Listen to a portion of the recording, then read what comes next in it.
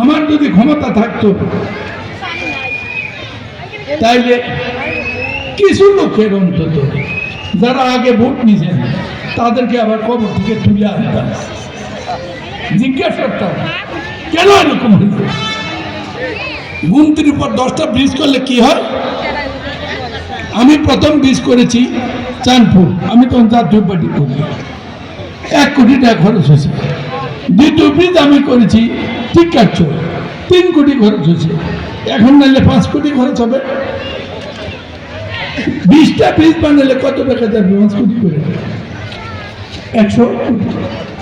100 কোটি টাকা তো আওয়ামী লীগের সময় ইউনিয়ন মেম্বারও রোজগার করছে। আপনাদের এখানে অনেক চেয়ারম্যান আছে, তারা 500 টাকারও মালিক ছিল না, এখন 5000 কোটি টাকার মালিক।